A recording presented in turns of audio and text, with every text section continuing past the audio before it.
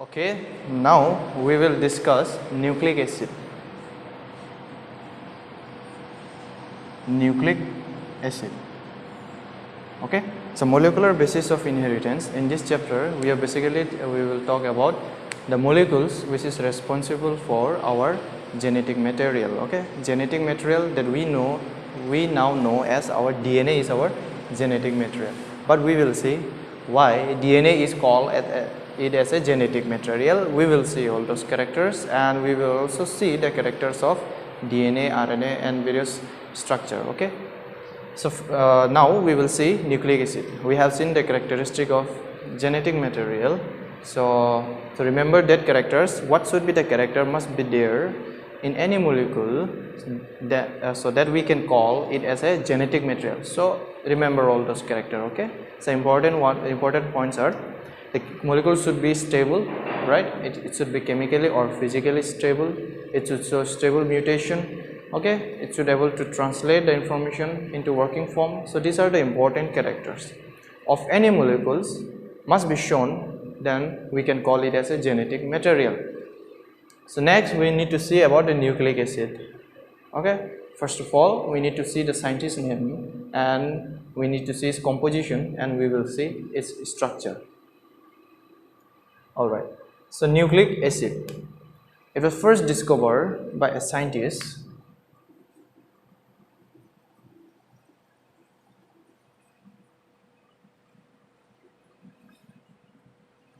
known as Friedrich Miescher. M-I-E-S-C-H-E-R. Okay, Friedrich Miescher. So scientist, he was first discovered nucleic acid for the first time. So try to remember scientist name also. So Friedrich Miescher. Okay, so remember, okay, whenever you write a scientist name, always be careful with spelling. If you make a silly mistake in spelling, you will not get a full mark.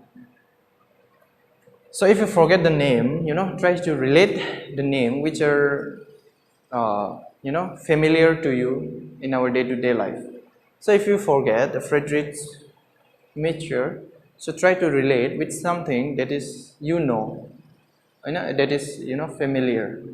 So if you forget the name Friedrich, try to remember fried rice. See, if you remember fried rice, so ultimately you will come to that name Friedrich. So same thing, just change the pronunciation, fried rice. Okay, if you forget the name. So Friedrich, originally we say Friedrich Miescher. Okay, so if you forget the name of scientist name, try to remember fried rice. Ultimately it will come into your mind. Okay, so he was first scientist who discovered nucleic acid in a past cell.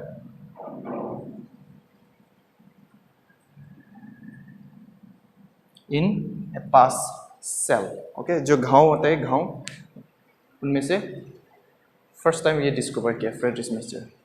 Okay, Friedrich Miescher first discovered nucleic acid in past cell, and he found out that the molecule that is present inside the past cell was acidic in nature. ठीक है, जो molecule पाए गए वो घाव का cell से वो acidic in nature में पाए गए वो Friedrich Miescher. ठीक है, so he found out that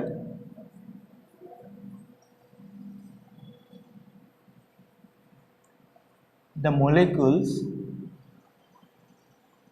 are acidic in nature. ठीक है, so first time he discovered nucleic acid from past cell and found out that it is acidic in nature. Then he called that molecule as nuclein for the first time. Nuclein. ठीक है, he did not call nucleic acid for the first time. Now nucleic acid was given by nucleic acid was given by another scientist, but the discovery was done by Friedrich Miescher, and he called it as a nuclein for the first time. Now that you remember, okay, nuclein. He did not call nucleic acid, but he called nuclein. Okay. So Friedrich Miescher discovered nucleic acid from past cell. He found out that the molecule is acidic in nature, and he called it as a nuclein. That's it. Now the term nucleic acid was given by another scientist. I am writing in short form nucleic acid. The term nucleic acid was given by another scientist known as Altman. Altman. So the term was given by another scientist, discovery was done by another scientist. That you need to remember, okay? Don't get confused. But the nucleic acid was first called it as a nuclein, okay? पहले इसको nuclein से बोला गया था. Who? Friedrich Nietzsche. And he discovered in a past cell. Past cell means जो घाव होता है, घाव में जो सेल पाए गए उनमें से उन्होंने डिस्कवर किया न्यूक्लिक एसिड को, ठीक है? But the name nucleic acid was given by Altman, okay? So these are the basic things that you need to know. Okay, next what we need to know is the types of nucleic acid. There are two types of nucleic acid.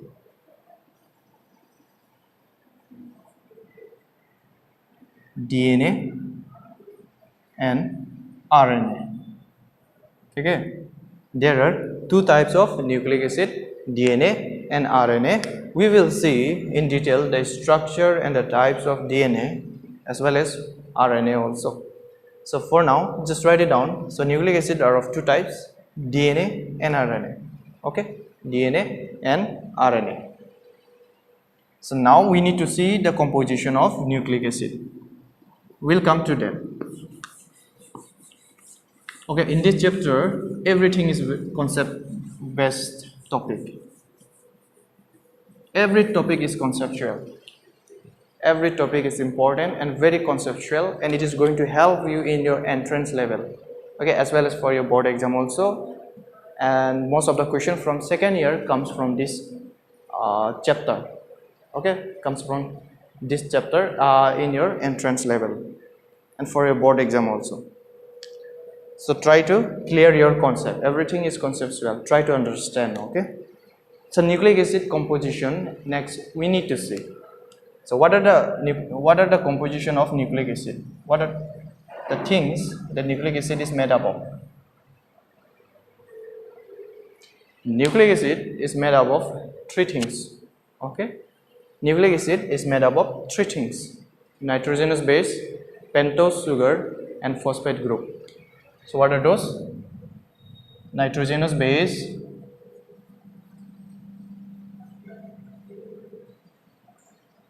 pentose sugar, and phosphate group. Okay. So these three things make a nucleic acid structure. Okay. So these three things make the molecules of nucleic acid. Nitrogenous base, we're going to talk about in details now. Pentose sugar. Pentose means what? Penta, 5 sugar compound. Okay, 5 sugar molecule. Pentose sugar. Okay, we come to that. Then there is a phosphate group. So these three molecules that combine together and form a structure of nucleic acid. So we're going to see that one by one. First of all, come to nitrogenous base.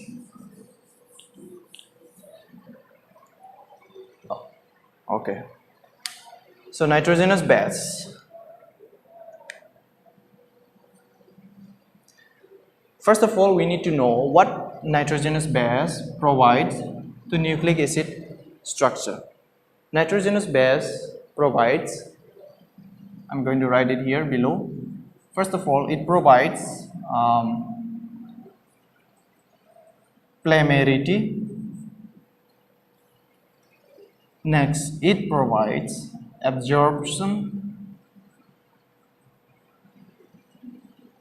Then, it also provides hydrogen bonding. Okay, so nitrogenous provides this three things: polymerity, absorption, and hydrogen bond to the molecule. So we're going to see that. Okay, these are the function that nitrogenous base provides to nucleic acid. So nitrogenous base is categorized, is divided into two parts.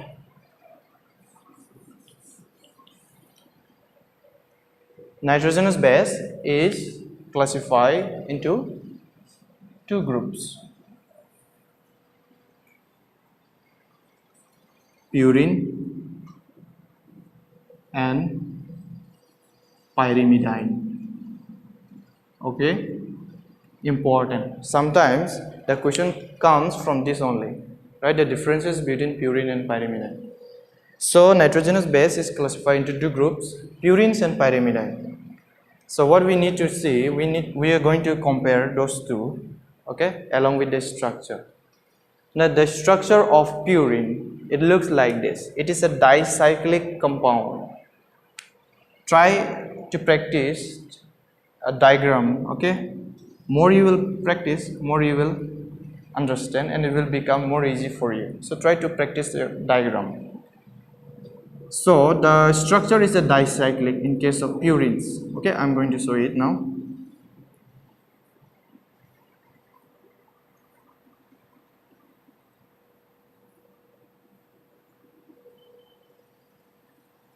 Okay, it has double bond here. So I want you to do practice. More you practice, more it will become easy for you. So practice karo diagram. Okay. So this is the structure of purine. Now when we count the number of carbon in purine, we start numbering from here in anti-clockwise direction. Okay. Do you know anti-clockwise? Yes, you know. Yes. Physics. When clocks move, that normally clocks move like this in that direction, we call it a clockwise. If it moves in an opposite direction, we call it as a anti-clockwise, right? So when we number the carbon number in purine, we number in a anti-clockwise direction. Okay, anti-clockwise direction starting from nitrogen, from here.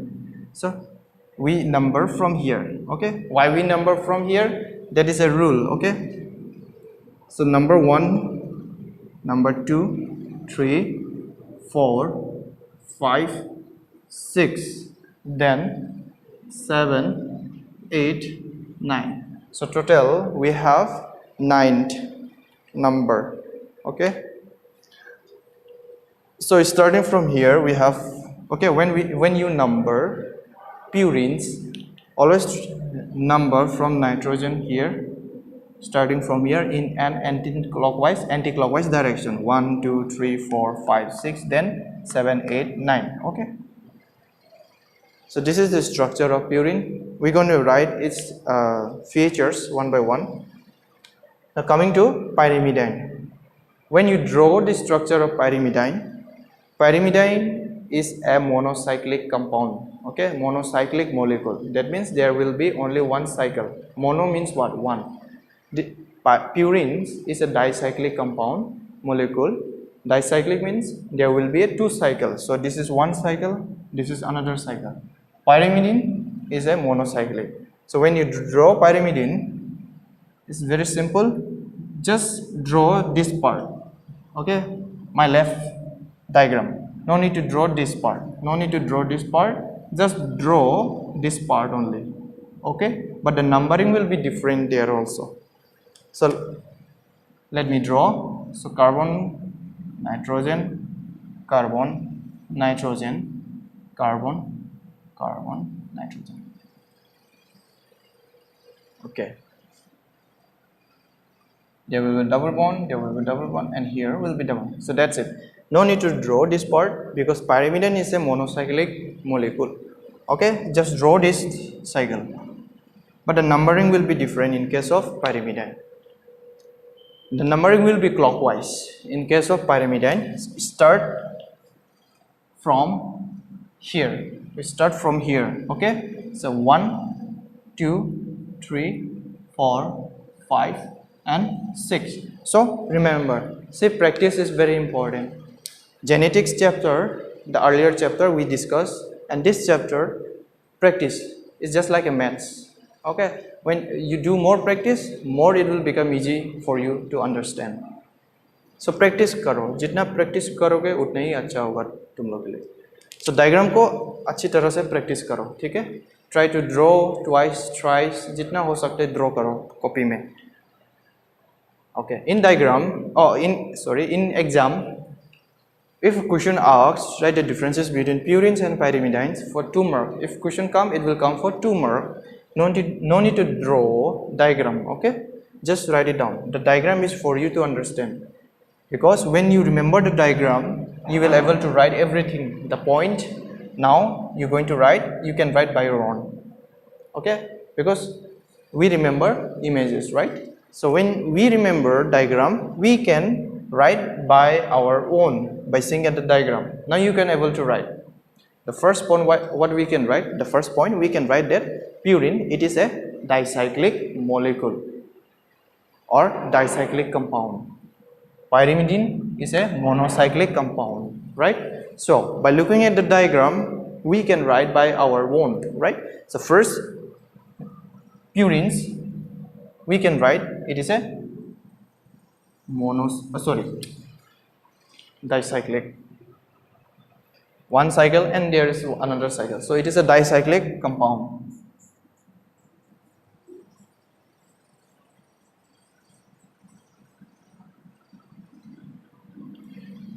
Pyrimidine or pyrimidine, it's a monocyclic compound, right? See, that's why diagram is important for you to remember. So dicyclic means there is one cycle, there is another cycle. Di means what? Di means 2. Cyclic means what? Cycle. Compound mean what? Compound, any molecule. Here mono means what? Mono means one cycle. Cyclic means what? Cycle. So one cycle, right? You know, mono, di, tri, tetra. So next characters, what we can write? In case of purine, count the nitrogen number. How many nitrogen are there and in which position? Okay. So in both the cases, purine and pyrimidine, count the nitrogen number along with their position. So how many nitrogen we find in case of purine? 1 nitrogen, 2, 3 and 4. So in case of purines, we have 4 nitrogen. And which position? Position you need to remember. So position number 1, position number 3, position number 7 and position number 9. So in case of purines, it has 4 nitrogen atom at the position 1, 3, 7 and 9. See, so simple. So you can write by your own, okay? I assume you will write, or you want me to write in here?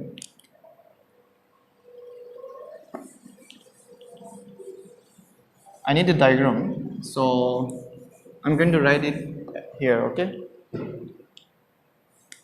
So next characters, what we can write. So in case of purines, it has 4 nitrogen atom. तुम लोग अच्छा से बनाना notes, ठीक है? It has 4 nitrogen atom at position count here 1, 3, 7 and 9 at position. Let me write with different ink. 1, 3, 7 and 9. Okay, so try to remember the diagram. Now if you just memorize this directly, so you may forget in exam also, because stress is there, stress will be there. So that's why there's a chance that you might get forget. So that's why you need to remember is the diagram. Diagram ko jitna ho sake practice karo, okay? More you will draw the diagram, more you will understand and you will able to write by your own. You don't have to memorize all these words. You don't have to memorize. Just memorize the diagram. Okay? So here, how many nitrogen are there? Here we have, in case of pyrimidine, we have 1 and 2 nitrogen. But which position? कौन सा position में है? At the position 1 and 3. So it has 2 nitrogen atom at position 1 and 3. In exam, do not use green and red color ink, okay? You can use blue and black. Do not use green and red. Next characters, what we can say, Okay, these are the characters that is visible and we can able to write by our own. Okay. Now next character you write. I'll tell you. First of all, you write the bond is formed between first carbon of pentose sugar and 9 position of purine. What does that mean? The bond is formed between first carbon of pentose sugar and 9 position of purine. What does that mean? See, these 3 things combine together and make nucleic acid, right?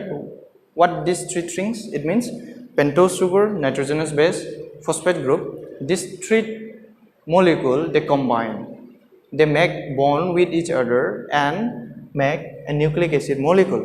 Now, when nitrogenous base, it makes a bond with the sugar, pentose sugar. We will discuss after that.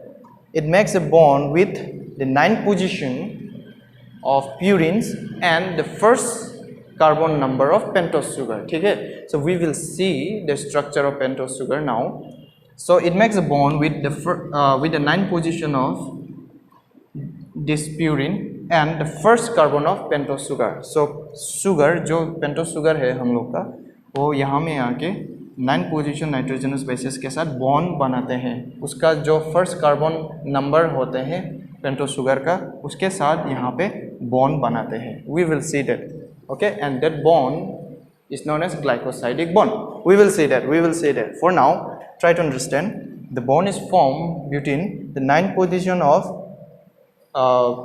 purine and the first carbon number of pentose sugar. Okay, और phosphate group कहाँ आके join होता है? We will see that. Okay. Now, if the bond is formed in case of pyrimidine, so the bond is formed between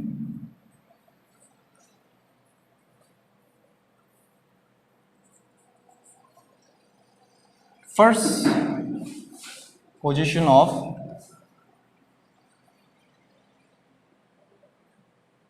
pentose sugar next अभी देखेंगे. ठीक है, the first position of pentose sugar and first carbon of pentose sugar लिखते हैं. वहाँ पे carbon होते हैं. First carbon of pentose sugar and first position of pyrimidine. First carbon of pentose sugar and first position of pyrimidine. Okay. See, when the bond is formed with pyrimidine, the bond is formed between the first position of this pyrimidine and the first carbon number of pentose sugar. जो pentose sugar आगे first position होते हैं ये nitrogen pyrimidine का इसके साथ bond form करते हैं. The sugar comes and bind with this nitrogen first position. So position number you need to remember. Okay. So the bond that is formed between the sugar and the nitrogenous base, we call that bond as glycosidic bond. We will see that when we talk about pentose sugar. So for now, you remember this, okay?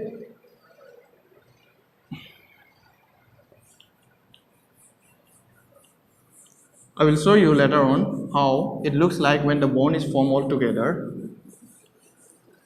So these are the things that you need to remember. Now next, what you need to remember is example. So this part is purine. Okay, I'm not able to show now because I have rubbed it already. So this is our purine, right? This is our pyrimidine. So the example of purine are adenine.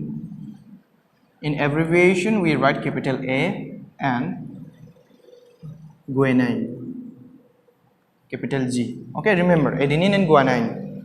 In case of DNA and RNA, both adenine and guanine are common. We find both adenine and guanine. Okay, in case of DNA or in case of RNA, we find both adenine and guanine. Example of pyrimidine. Cytosine, capital letter C, thymine, capital letter T, so it is a short abbreviation that we use, and then uracil, capital letter U. So these are the example of pyrimidine. Now what you need to remember, in case of DNA or in case of RNA, the composition of purine is same. Adenine भी होगा, guanine भी होगा, दोनों में, DNA में भी, RNA में भी. But in case of pyrimidine, in case of DNA, there will be 2 only out of 3. कौन सा होंगे? Cytosine and thymine. In case of DNA, we find cytosine and thymine, not uracil. ठीक है? So uracil नहीं होंगे DNA में. ये दोनों तो कॉमन होंगे, लेकिन DNA में सिर्फ साइटोसिन और थायमिन रहेंगे, यूरेसिल नहीं रहेंगे. So out of these 3, there will be only 2 in case of DNA, cytosine and thymine. So that you need to remember. Okay. But overall, these 3 are the example of pyrimidine. The only differences is in case of DNA, out of these 3 pyrimidine, we find 2 pyrimidine only, that is cytosine and thymine, not uracil. ठीक है? While in case of RNA, we find cytosine and uracil. Thymine में, RNA में thymine नहीं रहेंगे, ठीक है? RNA में thymine नहीं रहेंगे. So what will be there in case of RNA? There will be a cytosine and there will be a uracil. इसको कैसे दिखाऊं? So let me show you like that.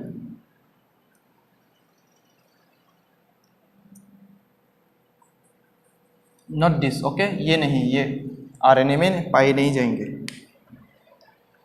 Okay, so in case of RNA, out of these 3, what we find? We find cytosine and uracil.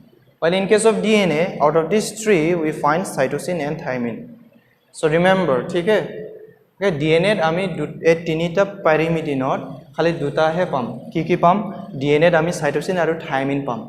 Uracil ना থাকে, ঠিক আছে? DNA. RNA কি থাকিব? RNA এই তিনিটা খালি দুটাই থাকিব. RNA তো তাত কি না থাকে? RNA তাত থাইমিন না পাও আমি. RNA, ওকে? RNA আমি থাইমিন না পাও, ঠিক আছে? থাইমিন না পাও. সো RNA কি থাকিব আমাৰ? RNA cytosine আৰু uracil, DNA cytosine আৰু thymine. So remember, okay? Don't get confused. Remember. So these are the differences between purine and pyrimidine. So पहले तुम लोग क्या करो, पहले तुम लोग डायग्राम बनाओ, प्यूरिन का डायग्राम बनाओ, पायरिमिडीन का डायग्राम बनाओ, हो गया. दोनों सेंटेंस, 3 सेंटेंस तो आ ही जाएंगे डायग्राम से, ठीक है? Example that you need to remember, this one that you need to remember, the bond is form between the first carbon of pentose sugar and the 9th position of purine, ठीक है? Here, in case of pyrimidine, the bond is formed between the first carbon of pentose sugar and first position of pyrimidine. Okay, I will show you how it looks like when the bond is formed. So this is about nitrogenous base. So next we have pentose sugar.